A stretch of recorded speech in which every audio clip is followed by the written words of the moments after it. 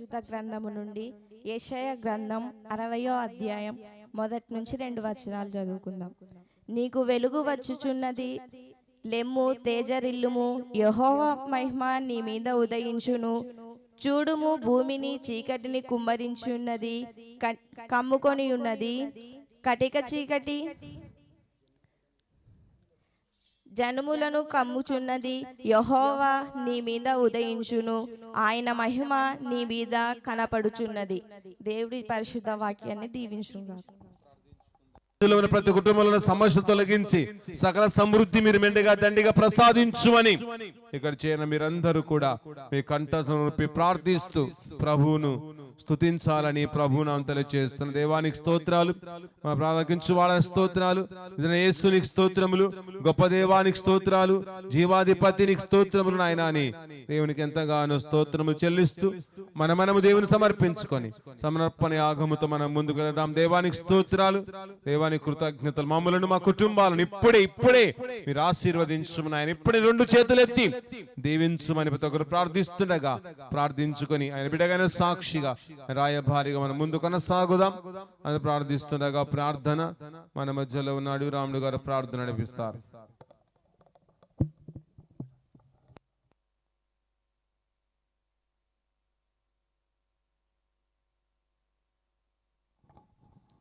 అందరూ కళ్ళు ముచ్చుకుంటే ప్రార్థన చేసుకుందాం. ప్రేమ నమ్మకం గల పరలోక ప్రజా నీ బంగారు పాదములకు స్తుతులు స్తోత్రాలు తండ్రి, వందనాలు ప్రభువా. తండ్రి, గడిచిన సంవత్సరం మొదలుకొని ప్రభు ఈ సంవత్సరం అంతా మమ్మల్ని కాచి కాపాడిన దేవానికి స్తోత్రాలు తండ్రి. అవును ప్రభు, ఈ క్రిస్మస్ సంబరాలు జరుపుకుంటుండగా తండ్రి ప్రతి వీధిలో నీవే దీవించి ఆశీర్వదించు బలపరచమని అడుగుతున్న ప్రభు నీకు స్తోత్రం తండ్రి. అవును తండ్రి, ఎక్కడైతే 2-3 కూరి ఉన్నారో ప్రభు వారి మదనని ఉండాలని సెలవిచ్చిన దేవానికి స్తోత్రాలు ప్రభువా. స్తోత్రాలు తండ్రి. తండ్రి, ప్రతి ఒక్కరిని ఆశీర్వాదంతో నన్ను ప్రతి ఒక్కరు బిడ్డగా ఆశీర్వదించబడే బిడ్డగా దయచేస్తామని అడుగుతున్న ప్రభువానికి స్తోత్రాలనైనా తండ్రి. అయ్యగారు ఏదైతే తండ్రి ఏదైతే ఇత్తున ప్రభు ఇత్తిన వాక్యం ప్రతి హృదయంలో నీరు కట్టి పల్లింపచేస్తామని నజరేయుడైన యేసుక్రీస్తు నామమున అడిగి కొంచెం నామ పరమ తండ్రి, ఆమేన్. క్రీస్తునందు ప్రేమైన దేవుని బిడ్డలారా, దేవుని యొక్క మహాకృపను బట్టి మనమందరం కూడా ఏ దినాల్లో ప్రవేశించామమ్మా చెప్పండి? శ్రమ దినాల్లోకి అందరు చెప్పాలి. క్రిస్మస్ దినాలలోనికి, క్రిస్మస్ సంబరాలలోనికి ప్రవేశించి ఉన్నాం కనుక అందును బట్టి ఈ సమయంలో మనమందరం గట్టిగా చప్పట్లు కొడుతూ ప్రభువును గట్టిగా మనము అభినందిద్దాం. ఈ యొక్క క్రిస్మస్ దినాలలో ఉంటున్న మనం దేవునికి అతి సమీపములోనికి రావాలి. దేవునికి అతి దగ్గరగా వచ్చి దేవుని వాక్యమును వింటూ ఆయన వాక్యానుసారంగా జీవించడం మనకెంతో అవసరత అని మీరందరూ కూడా ఎరగాలని ప్రభు నామమున తెలియజేస్తూ ఉన్నాం. కనుక ఈ సమయంలో ఈ యొక్క వీధి క్రిస్మస్ క్యాండిల్ సర్వీస్ ఆరాధనలో దేవుని యొక్క వాక్యాన్ని కొద్ది నిమిషాలు మనము ధ్యానించుకుందాం. మన మధ్యలో ఉన్న పాస్టమ్మ గారు, రేపు జ్యోతి గారు కొద్ది నిమిషాలు దేవుని యొక్క వాక్యం అందిస్తారు. ప్రతి ఒక్కరు విని విశ్వసిస్తూ దేవుడిచ్చే అత్యున్నతమైన క్రిస్మస్ సంతోషం, ఆయన ఇచ్చే గొప్ప సంబరాన్ని పొందుకోవలసిందిగా ప్రభు నామమున తెలియజేస్తూ ఉన్నాం.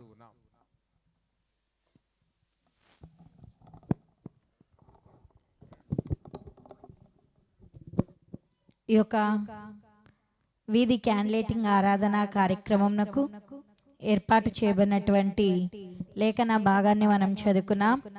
మన యొక్క అంశం వచ్చేసి క్రిస్మస్ మనకు ఏమి నేర్పింది, క్రిస్మస్ మనకు ఏమి నేర్పింది అనే అంశం మీద కొద్ది నిమిషాలు మాత్రమే దేవుని వాక్యాన్ని మనం ధ్యానించుకుందాం. క్రిస్మస్ మనకేం నేర్పిందండి?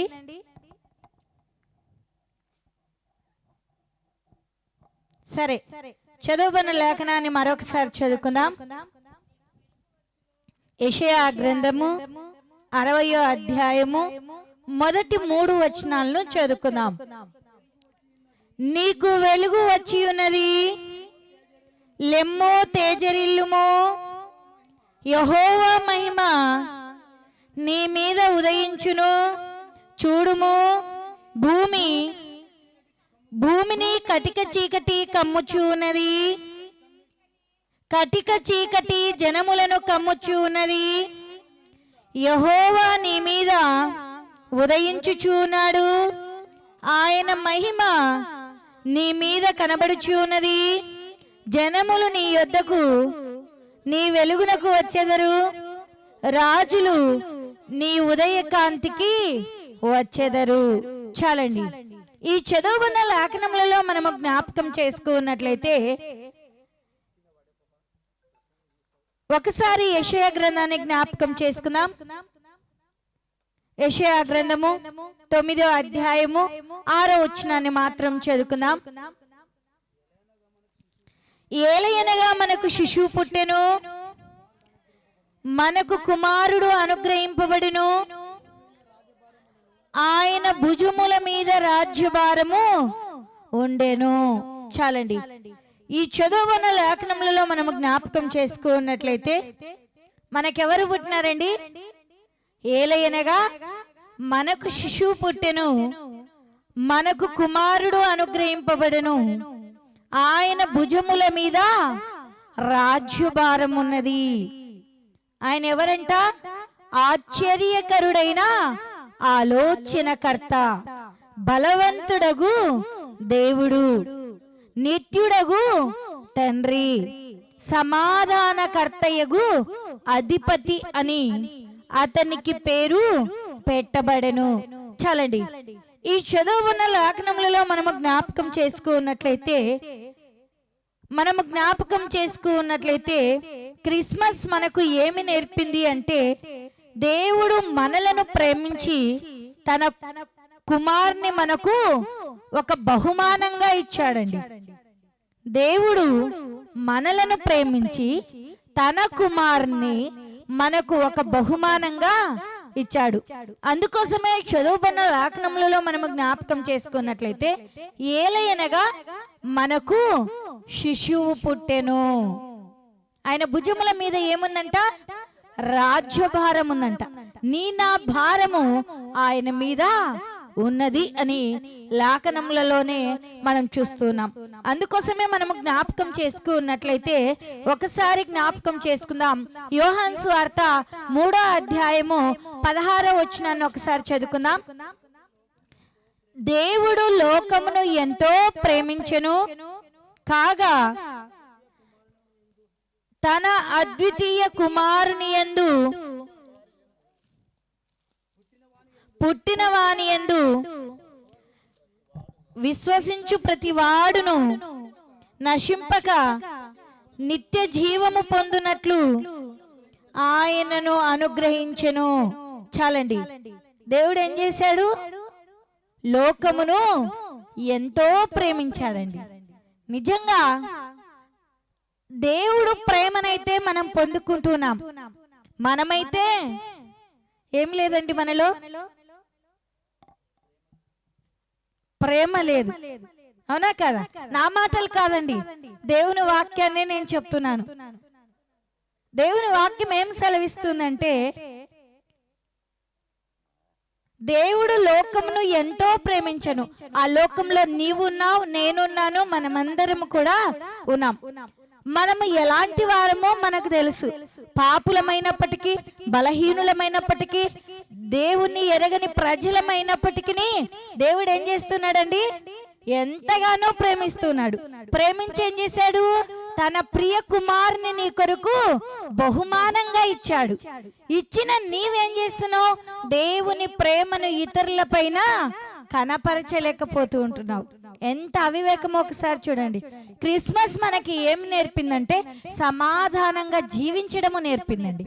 కానీ మనలో సమాధానము లేదు, ప్రేమ లేదండి. అనుకోవచ్చు వాక్యము ఎలాంటిదంటే రెండంచుల ఖడ్గం లాంటిది. వాక్యము సూటిగా మనతో మాట్లాడుతూ ఉన్నప్పుడు మన జీవితాలను సరి చేసుకోవాలి. ప్రభువా, నేను సమాధానం లేని స్థితిలో ఉంటున్నానేమో, నాకు ఈ దినాన సమాధానాన్ని ఇమ్ము ప్రభువా. నేను ప్రేమ లేని స్థితిలో ఉంటున్నానేమో, నీ ప్రేమ కలిగి జీవించుటకు నాకు నేర్పు ప్రభువా అని దేవుని వారంగా ఉండాలి అని ప్రభు నామంన తెలియచేస్తూ ఉంటున్నాను. అందుకోసమే మనం నిజంగా జ్ఞాపకం చేసుకున్నట్లయితే కొంత సమయం వరకు మనందరిలో కూడా ఏముందండి? సమాధానం లేదు, ప్రేమ లేదండి. కానీ మనమందరం ఈ దినాన మన కుటుంబ సంఘము అనగా ఒక కుటుంబం అండి. ఈ కుటుంబంలో మనం అందరము కూడా ఉన్నాం. అయితే మనం ఏం కలిగి ఉండాలంటే మొట్టమొదటిగా దేవుని ప్రేమను కలిగి ఉండాలండి. ఈ లోక ప్రేమను కాదండి. దేవుని ప్రేమ ఉంటే క్రిస్మస్ సమాధానము దేవుడు నీకు అనుగ్రహిస్తాడు. దేవుని ప్రేమ ఉంటే దేవుని వెలుగు నీలో ప్రకాశిస్తూ ఉంది. దేవుని ప్రేమ నీలో ఉంటే నువ్వు ఎంతగానో అనేకులకు ఆదర్శంగా ఉంటావు అనేది జ్ఞాపకం చేసుకునే వారిగా ఉండాలి. నిజంగా సాతాన్ అనేవాడు మన మధ్యలో ఎంతగానో ప్రవేశించినప్పటికీ, మన హృదయాలను ఎంతో గందరగోళం చేసినప్పటికీ, కానీ దేవుడు తన ప్రేమను మనందరిపైన ఉంచాడు. ఆయన నాతో కూడా మాట్లాడుతున్నాడు. ఒకవేళ నువ్వు ఇంతవరకు సమాధానము లేకపోతే, సమాధానము లేకుండా క్రిస్మస్ లో ప్రవేశించుట కూడా మంచిది కాదండి. సమాధానము లేకుండా, ప్రేమ లేకుండా క్రిస్మస్ లో ప్రవేశించుట కూడా మంచిది కాదు. అందుకోసమే ఒకరికొకరము ప్రేమించుకునే వారిగా ఉండాలి. అందుకోసమే మనం ఏం అడగాలంటే దేవునికి మొట్టమొదటిగా, ప్రభువా నాకు ఐక్యత నీవు, ప్రభువా నాకు నీ ప్రేమ కలిగి జీవించడము నేర్పు ప్రభువా. ఎక్కడైతే ఇద్దరు ముగ్గురు కూడి నా నామస్మరణ చేయుదురో వారి మధ్య నేనుంటా అంటున్నాడు. కానీ మనం ఏం చేస్తున్నాం? అవివేకులమండి. ఈ స్థితిని మనం తీసివేసుకుందాం. ఇది నాన్న ఒక నిర్ణయాన్ని కలిగి ఉన్నాం. ప్రభువా మేమందరము ఒక కుటుంబం గనక మేమందరము కూడా ఐక్యతతో, సమాధానముతో, శాంతితో, నీ ప్రేమతో మేము నిన్ను ఘనపరుచుకునే భాగ్యమును మా యొక్క వీధికి దయచేయనని దేవుణ్ణి అడుగుదామండి. ఐక్యత లేకుంటే మనము సంఘంలో వర్ధిల్లలేం, ఆశీర్వదింపబడలేం. ప్రేమ లేకుంటే ఆశీర్వదింపబడలేం. అందుకోసమే దేవుని, ఒకవేళ ఈ లోక ప్రేమ అశాశ్వతమైనదండి. ఇది అంతసేపు ఉంటది, అంతలోనే మాయమైపోతుంది. నీ ముందర నేను ప్రేమతో మాట్లాడినట్టు ఉంటాను, కానీ నా వెనక మళ్ళా ఆ ప్రేమను, కానీ దేవుడు నువ్వు ఏ స్థితిలో ఉన్నా కూడా, నువ్వు ఎలా ఉన్నా కూడా ఎంతగానో ప్రేమించాడండి. అవునా? కూడా నువ్వు పాపి అయినప్పటికీ దేవుడు ఏం చేశాడు? నీ కోసము తన ప్రాణాన్ని పెట్టాడండి. నువ్వు చీకటిలో మరణించడం ఇష్టం లేదు కనుకనే ఆయన 2025 సంవత్సరాల క్రిందట నీ కొరకు, నా కొరకు ఆ అత్యున్నతమైన సింహాసనాన్ని వదిలి ఈ భూమిలో జన్మించాడండి. ఆయన ఈ భూమి యందు జన్మించకపోతే, ఈ భూమి యందు ఉద్భవించకపోతే నీవు నేను ఇంకా కటిక చీకటిలోనే మగ్గిపోయేవారమండి. దేవుడు నీ కోసము ఎంతగానో ప్రేమిస్తే నువ్వేం చేస్తున్నావు? ఆ ప్రేమను ఇతరులపై కనపరచలేకుండా, ఆ ప్రేమను సమాధానంతో జీవించలేకుండా, వెనకబాటుతనము కలిగి మూర్ఖత్వంగా మనం జీవించేవారిగా. క్రిస్మస్ మనకి ఏమి నేర్పింది అంటే మొట్టమొదటిగా ప్రేమ కలిగి జీవించడం నేర్పిందండి. ఒకవేళ ఇంతవరకు దేవుని ప్రేమ నీలో లేదేమో, ఇక నుంచి అయినా, ఈ దినము నుంచి అయినా, ఈ సమయం నుంచి అయినా, ఈ 2025 సంవత్సరము వీధి క్యాండిలేటింగ్ ఆరాధన దినము నుంచి అయినా ప్రేమ కలిగి జీవించడము నేర్చుకుందాం. ఈ లోక ప్రేమ కాదండి. ఈ లోక ప్రేమ జీవితాలను పాడు చేస్తుంది. దేవుని ప్రేమను కలిగి జీవించినట్లయితే దేవుడు నిన్ను మరి దరిద్రత స్థితిలో నుంచి కూడా అత్యున్నతమైన స్థితిలో నిలబెడతాడు. అందుకోసమే నువ్వు దేవుని ప్రేమను కలిగి జీవించడము నేర్చుకుందాం. రెండోదిగా క్రిస్మస్ మనకి ఏమి నేర్పిందంటే బహుమానం ఇవ్వడము నేర్పిందండి. కానీ మనం ఇవ్వలేకపోతూ ఉంటున్నాం. ఇస్తున్నారండి. క్రిస్మస్ ఏం నేర్పిందంట? తండ్రి తన కుమారుని ఈ లోకానికి ఒక బహుమానంగా ఇచ్చాడు. కానీ ఆ బహుమానాన్ని పొందుకున్నాం, ఆయన ప్రేమను పొందుకున్నాం, ఆయన ఇచ్చే సమాధానాన్ని పొందుకున్నాం, ఆయన ఇచ్చే శాంతిని పొందుకున్నాం. కానీ ఆయన బహుమానమును మనం ఇతరులకు పంచలేకపోతుంటున్నాం. ఎంత అవివేకమో ఒక్కసారి జ్ఞాపకం చేసుకుందాం. క్రిస్మస్ మనకి ఏమి నేర్పింది అంటే ఒకసారి జ్ఞాపకం చేసుకుందాం. లూకా సువార్త 2వ అధ్యాయము 11వ వచనాన్ని జ్ఞాపకం చేసుకుందాం. దావీదు పట్టణమందు నేడు రక్షకుడు మీ కొరకు పుట్టి ఉన్నాడు, ఈయన ప్రభువైన క్రీస్తు. దానికిదే మీ కానవాలు. ఒక శిశువు పొత్తి గుడ్డలతో చుట్టబడి ఒక తొట్టిలో పరుండబెట్టి ఉండుట మీరు చూచెదరు అని వారితో చెప్పెను. వెంటనే పరలోక సైన్య సమూహము ఆ దూతతో కూడా నుండి, జాగ్రత్తగా వినండి, ఎక్కడంట? సర్వోన్నతమైన స్థలములలో దేవునికి మహిమయు ఆయనకి ఇష్టలైన మనుషులకు భూమి మీద సమాధానం కలుగుతుందంట. చాలండి. ఈ చదువుకున్న లేఖనములలో మనం జ్ఞాపకం చేసుకున్నట్లయితే దేవునికి ఇష్టలుగా జీవించినప్పుడే సమాధానాన్ని పొందుకుంటామండి. కానీ మనం దేవునికి ఇష్టలుగా ఉన్నామండి? ఒక్కసారి మన హృదయాలను మనమే ఆత్మ పరిశీలన చేసుకుందాం. ఇష్టలుగా ఉన్నామా? ఏదో ఒక కోసాన, ఏదో ఒక చోట మన ఏముంది? అవివేకం ఉందండి. ఆయనకి ఇష్టలుగా మనం జీవించలేం. పాపం ఉంది, కక్ష ఉంది, ఆయనకు అసహ్యమైనటువంటి జీవితము మనలో ఉందండి. ఓర్పు లేని జీవితము మనలో ఉందండి. నిజంగా. కానీ మనము భూమి మీద ఉన్నాము గనక దేవునికి ఇష్టలుగా జీవించడము నేర్చుకుందాం. అప్పుడే సర్వోన్నతమైన స్థలములలో దేవునికి మహిమయు ఆయనకి ఇష్టలైన మనుషులకు భూమి మీద సమాధానము కలుగుతుంది. నువ్వు మహిమ చెల్లించాలి అంటే భూమి మీద ఏం చేయాలి? సమాధానం కలిగి జీవించాలి. సమాధానం కలిగి దేవుణ్ణి ఆరాధించే వారముగా ఉండాలి. సమాధానము కలిగి దేవుణ్ణి కీర్తించే వారముగా ఉండాలి. సమాధానము కలిగి ఆయనను చాటి చెప్పే వారముగా ఉండాలి. సమాధానము కలిగి ఆయన ఆశ్చర్య కార్యములను వివరించాలి. అప్పుడే నువ్వు దేవునికి ఇష్టలైన బిడ్డలుగా ఉంటావు. నా కుటుంబానికి, నీకు, నాకు, మనందరికి కూడా సమాధానం అనేది కలుగుతుందండి. నిజంగా మనము సమాధానం లేని స్థితిలో ఉన్నప్పుడు దేవుడు మనకు సమాధానాన్ని ఇవ్వడానికి ఈ లోకంలో ఉద్భవించాడండి. ఆయన ఈ లోకంలో ఉద్భవించకపోతే, ఆయనను గూర్చి తెలుసుకొనలేకపోతే, ఆయనను గూర్చి మనము కనుగొనలేకపోతే, ఆయన మహిమను గూర్చి మనం కనుగొనలేకపోతే నీకు నాకు సమాధానం ఉండదండి. నిజంగా మన జీవితాల్లో, మన కుటుంబాల్లో సమాధానం లేదండి. ఉందా? పిల్లల మధ్య, తల్లిదండ్రుల మధ్య సమాధానం లేదు. ఒకరంటే ఒకరికి పడుతుందా? తండ్రి చెప్పిన మాట పిల్లవాడినడు, పిల్లవాడు చెప్పిన మాట వింటారా? అన్నదమ్ముల మధ్య సమాధానం లేదు. భార్య భర్తల మధ్య కూడా సమాధానం లేదు.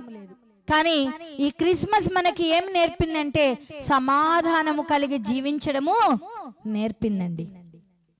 ఆ సమాధానాన్ని ఎప్పుడు పొందుకుంటాము అంటే దేవుణ్ణి మహిమపరిచినప్పుడు, దేవునికి ఇష్టలుగా జీవించినప్పుడు, దేవునికి ప్రియమైన బిడ్డలుగా ఉన్నప్పుడు, దేవుని గురించి తెలుసుకున్నప్పుడు, ఆయన మహిమను పొందుకున్నప్పుడు మనము జీవిస్తామండి. మరి ఇది నువ్వు దేవునికి ఇష్టమైన బిడ్డగా ఉండాలనుకుంటున్నావా? ఉండాలనుకుంటే ఒక తీర్మానం చేసుకుందాం. ప్రభువా, నీకు ఇష్టమైన బిడ్డగా ఉండి నువ్వు ఇచ్చే సమాధానాన్ని నేను నా కుటుంబాన్ని పొందుకొటకు నాకు నేర్పు ప్రభువా. ఈ క్రిస్మస్ దినాల్లో మేము సమాధానముతో నిన్ను ఆరాధించే భాగ్యమును కూడా మాకు దయచే ప్రభువా. దేవుణ్ణి అడగాలండి నిజంగా. కానీ దేవుడు ఎందుకు ఈ దినాన మనతో మాట్లాడుతున్నాడో కూడా ఒక్కసారి మనలను ఆత్మ పరిశీలన చేసుకోవాలి. సమాధానం లేని స్థితిలో ఉంటున్నావేమో, ప్రేమ లేని స్థితిలో ఉంటున్నావేమో. కానీ ఈ దినాన నువ్వు సమాధానాన్ని పొందుకోవాలి. ప్రేమను కలిగి జీవించడం నేర్చుకోవాలి. ఇవి కలిగి జీవించాలి అంటే దేవుడు ఏం చేశాడు? తన్ను తాను తగ్గించుకున్నాడు. మరి నీ నాలో కూడా ఏముండాలండి? తగ్గింపు జీవితం ఉండాలండి. ఉందా? అస్సలు లేదండి. నిజంగా తగ్గింపు ఎంత అవసరం అండి. తన్ను తాను తగ్గించుకుని వాడు హెచ్చించబడతాడండి. మనలో ఏముందంటే తగ్గింపు జీవితం లేదు, కానీ ఎప్పుడు కూడా గర్వపడుతూ ఉంటామండి. నాకేంటి, నేనేంటి. కానీ ఆయన అత్యున్నతమైన రాజులకే మహారాజండి. అవునా కదా? పాపినైన మన కొరకు ఆయన ఈ లోకంలో జన్మించాడు. కానీ మనం ఏం చేస్తున్నాం? పాపులమే. ఒక పాపిలను ప్రేమించలేని స్థితిలో ఉంటున్నాం. ఆ మహారాజు ఆ అత్యున్నతమైన సింహాసనాన్ని వదిలి నిన్ను ఎంతగానో ప్రేమించి ఈ భూమి యందు జన్మించాడు. ఎందుకు అంటే నువ్వు ఆయన ఈ లోకంలో జన్మించలేకపోతే నువ్వు ప్రేమ కలిగి జీవించలేవు. ఆయన ఈ లోకంలో ఉద్భవించకపోతే, ఆయన ఈ లోకం ఎందుకు పుట్టకపోతే నువ్వు సమాధానము కలిగి జీవించలేవు. దేవుడు నీకు సమాధానాన్ని ఇవ్వడానికి వచ్చాడు, నీ ఇంటికి ప్రేమను పంచడానికి వచ్చాడు. కానీ నువ్వేం చేస్తున్నావు? సమాధానాన్ని పొందుకోలేకపోతున్నావు, దేవుని ప్రేమను పొందుకోలేకపోతున్నావు. ఒకసారి జ్ఞాపకం చేసుకుందాం. హెబ్రీలకు రాసిన పత్రిక 12వ అధ్యాయము 14వ వచనాన్ని జ్ఞాపకం చేసుకుందాం. 12:14.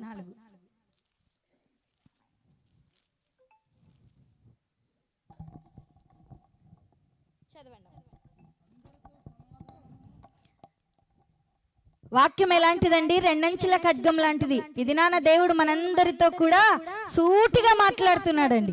చదవండి. అందరితో సమాధానమును పరిశుద్ధతయు కలిగి ఉండుటకు ప్రయత్నించుడి. పరిశుద్ధత లేకుండా ఎవడునో ప్రభువును చూడడు. చాలమ్మా. ఈ చదువుకున్న లేఖనములలో మనం జ్ఞాపకం చేసుకున్నట్లయితే ఒక్కరితో కాదండి సమాధానం. ఎవరితో సమాధానం కలిగి ఉండాలంట? అందరితో సమాధానం కలిగి ఉండాలంట. నా మాటలు కాదండి. ఏమబ్బా పాశ్రం మా గురించి ఇలా చెప్తుంది అనుకుంటున్నారా? అస్సలు కానే కాదండి. దేవుని వాక్యాన్ని నేను చెప్తున్నానండి. ఒక్కరితో సమాధానం కాదు, ఆమెతో సమాధానం కాదు, ఆ ఇంటితో సమాధానం కాదు, కానీ అందరితోనూ సమాధానం కలిగి ఉండాలంట. ఉన్నావా అండి? ఉన్నావా? మనం చనిపోయిన తర్వాత ఏది కూడా మనం వెంట తీసుకుపోలేమండి. తీసుకుపోతామా? నువ్వు ఎంత సంపాదించినా, ఏమి చేసినా ఏది నీ వెంట రాదు. కేవలం 2 అక్షరాలు మాత్రమే నీతో. అబ్బా ఆమె ఈ లోకంలో, అతని ఈ లోకంలో ఉన్నప్పుడు ఎంతో ప్రేమ కలిగి ఉన్నాడు. ఈ 2 అక్షరాలు మాత్రమే మనం తీసుకుపోగలుగుతామేమో, కానీ ఏది సంపాదించిన ఆస్తిని తీసుకుపోలేదు. నువ్వు దేవుని యందు భయభక్తులు కలిగి ఉంటే అతను ఎంతో పరిశుద్ధంగా దేవుని యందు భయభక్తులు కలిగి జీవించాడు. దేవుణ్ణి ఎరగక పూర్వము వారు అలా ఉన్నారు ఇలా ఉన్నారని చెప్పొచ్చేమో, కానీ దేవుణ్ణి ఎరిగిన తర్వాత వారు పరిశుద్ధంగా ఉన్నారు అని చెప్తారండి.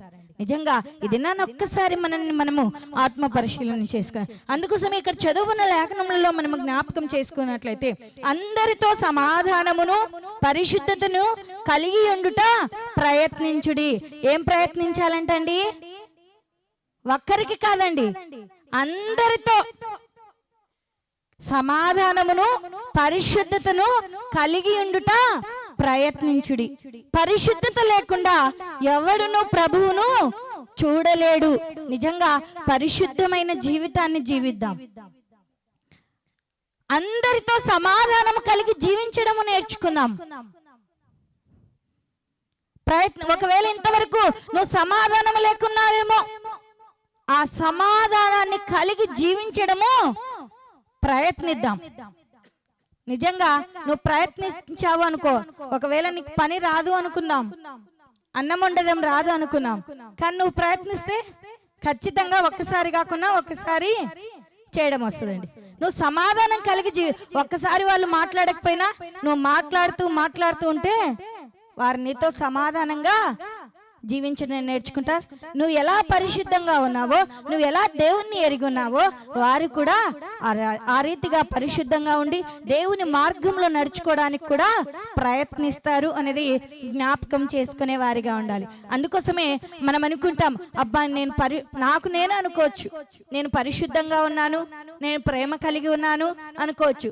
కానీ మన క్రియలు అన్ని కూడా ఎవరికి తెలుసు? నీకు తెలియకపోవచ్చు, నా పక్కన ఉన్న వారికి తెలియకపోవచ్చు, ఇతరులకు తెలియకపోవచ్చు, కానీ సమస్తమును ఎవరికి తెలుసు? దేవునికి తెలుసండి. ఆయన కనుదృష్టి లోకమంతట కూడా సంచరిస్తుంది. అంత మాత్రమే కాదు, కానీ నీ హృదయాలను కూడా దేవుడు ఏం చేస్తున్నాడు? పరిశీలన చేస్తూనే ఉన్నాడు, పరిశోధిస్తూనే ఉన్నాడు. కానీ నీ హృదయంలో కల్మషం ఉంచుకున్నావు, నీ హృదయంలో సమాధానం లేదు, నీ హృదయంలో ప్రేమ లేదు, నీ హృదయంలో ఐక్యత లేదు. ఐక్యత లేకుంటే కూడా ప్రభువును చూడలేమండి. నిజంగా మనం ఐక్యత కలిగి ఉండాలి, ప్రేమ కలిగి ఉండాలి, సమాధానం కలిగి ఉండడానికి ప్రయత్నించే బిడలముగా ఉండాలి అని ప్రభు నామంన తెలియచేస్తూ ఉంటున్నాను. అంత మాత్రమే కాకుండా హెబ్రీలకు రాసిన పత్రిక 6వ అధ్యాయము 11వ అధ్యాయము 6వ వచనాన్ని ఒకసారి జ్ఞాపకం చేసుకుందాం. విశ్వాసము లేకుండా దేవునికి ఇష్టలై ఉండుట అసాధ్యము. దేవుని యొద్దకు వచ్చువాడు ఆయన ఉన్నాడనియు తన్ను వెతుకు వారికి తన ఫలము దయచేయువాడనియు నమ్మవలెను గదా. చాలండి. ఈ చదువున లేఖనములలో మనము జ్ఞాపకం చేసుకున్నట్లయితే ఏముండాలంట? క్రిస్మస్ మనకేం నేర్పిందండి? మొట్టమొదటిగా ప్రేమ కలిగి జీవించడం నేర్చుకుందాం. ఒకవేళ నువ్వు ఇంతవరకు ఒకరి మధ్య ఒకరికి ప్రేమ లేదేమో, సెకండ్ ఇచ్చుకొని దేవుని ప్రేమను కలిగి జీవించడము నేర్చుకుందాం. రెండోది ఏం నేర్పింది క్రిస్మస్ మనకు? ఏం నేర్పింది? వింటున్నారా? ఏం నేర్పింది? అందరితో సమాధానం కలిగి జీవించడము ప్రయత్నిద్దాం. దేవుణ్ణి అడుగుదాం, ప్రభువా అట్టి సమాధానాన్ని నేనును నా కుటుంబము పొందుకొటకు నాకు నేర్పు ప్రభువా. నేను సమాధానం లేని స్థితిలో ఉంటున్నానేమో. సమాధానము లేకుంటే సచ్చిన వారి వలె మన బ్రతుకులు ఉంటాయండి. ఆ రీతిగా మనం ఉండకూడదండి. సమాధానము కలిగి సమాధానము లేకుంటే కుటుంబాల్లో సంతోషం ఉండదు, సమాధానము లేకుంటే ఆనందము ఉండదు, సమాధానము లేకుంటే కుటుంబంలో నెమ్మది కూడా ఉండదండి. నిజంగా మనమందరము సమాధానము కలిగి జీవించడము నేర్చుకుందాం.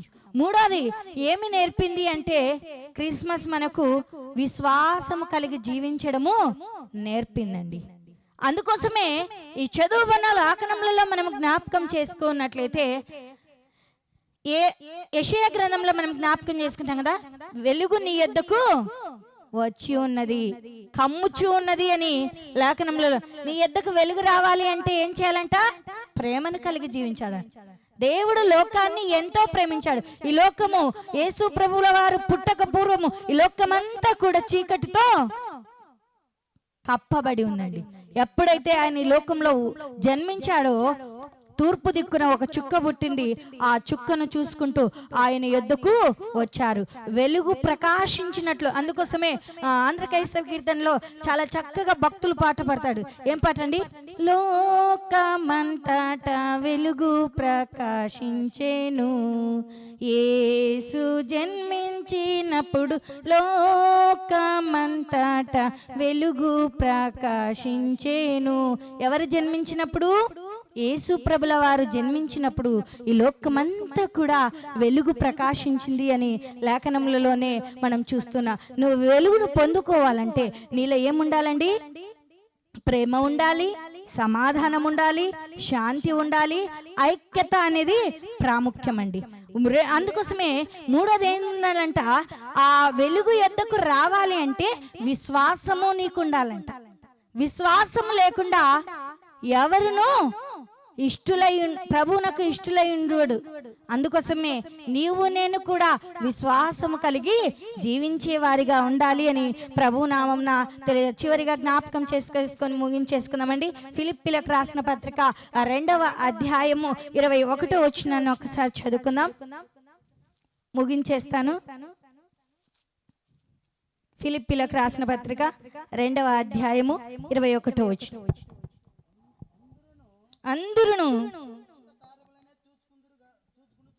అందరూ తమ సొంత కార్యములనే చూచుకొనుచున్నారు గాని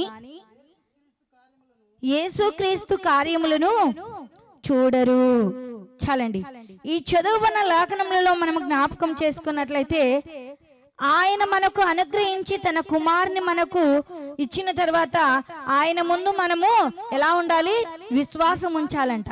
కానీ విశ్వాసం ఉంచుతూ అంటున్నాము కానీ అవిశ్వాసంలోనే జీవిస్తూ ఉంటున్నామండి. కానీ ఇక్కడ ఏమంటున్నారంటే అవిశ్వాసం ఉంచి ఏం చేస్తున్నామంట? అందరం కూడా ఏం చేస్తున్నారంట? మన సొంత కార్యములనే చూసుకుంటున్నామంట.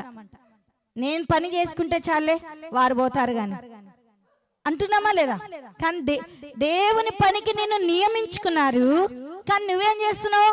నీ కార్యములను మాత్రమే చూసుకుంటున్నావు. కానీ బహు జాగ్రత్తగా మనం జ్ఞాపకం చేసుకునే వారిగా ఉండాలి. అక్కడ చాలా చక్కగా వాక్యాన్ని మనం చదువుకున్నట్లయితే అందరూ తమ సొంత కార్యములను చూచుకొనిచున్నారు కానీ యేసుక్రీస్తు కార్యములను చూడరంట. నిజంగా దేవుని పనిని, ఆయన కార్యములను, ఆయన చేసే అద్భుతాలను చూడరు. కానీ కేవలం మనం ఏమంటున్నాం? నేను దేవుని బిడనండి, మంచి విశ్వాసినండి, మంచి ప్రార్థనా పరురాలనండి, మంచి ప్రార్థనా పరుడినండి, నేను భక్తి గల యథార్థవంతుడినండి. నీ యథార్థత ఏది కాదు.